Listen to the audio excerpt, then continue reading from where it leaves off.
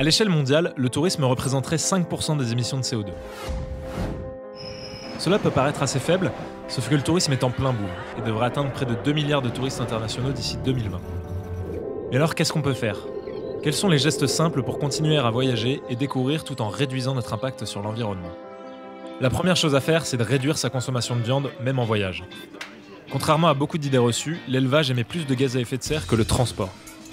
Et ce pour deux raisons, la déforestation et le méthane rejeté par les bovins, qui a un pouvoir effet de serre supérieur au CO2. Alors je ne dis pas qu'il faut forcément devenir végétarien, mais ne serait-ce que remplacer un steak par du poulet, des œufs ou des protéines végétales aurait un vrai impact. Ce qu'on peut aussi faire, c'est éviter au maximum de prendre l'avion ou la voiture.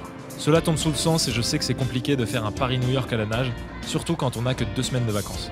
Mais soyons honnêtes, il est souvent possible de prendre le train ou bien une fois sur place de louer un vélo plutôt qu'une voiture. Et puis la France a quand même beaucoup de belles choses à offrir, alors pourquoi pas voyager moins loin de temps en temps ? Et si toutefois vous n'aviez pas le choix, pensez à la compensation carbone. Certains sites comme goodplanet.org ou myclimate.org vous permettent de calculer les émissions liées à votre trajet puis de soutenir financièrement un éco-projet. Ce n'est pas aussi bien que de réduire ces émissions, mais c'est un bon début.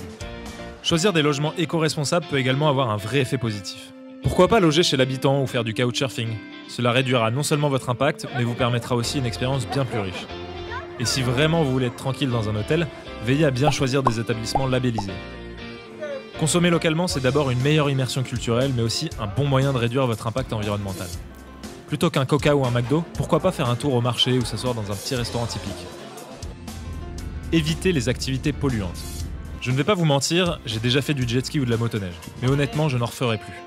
La prochaine fois, ce sera kitesurf et chien de traîneau, et je vous jure qu'on se marre tout autant, voire plus. Évitez les attractions irrespectueuses envers les animaux.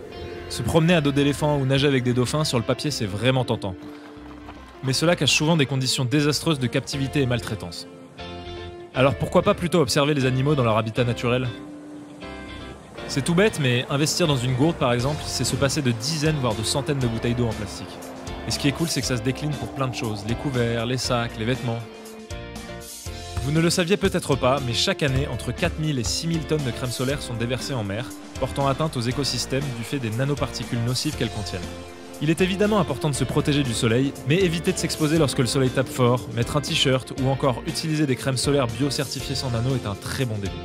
Enfin, votre impact environnemental se joue dès la préparation du voyage. Pourquoi ne pas privilégier un moteur de recherche comme Ecosia qui reverse 80% de ses bénéfices à un programme de plantation d'arbres ?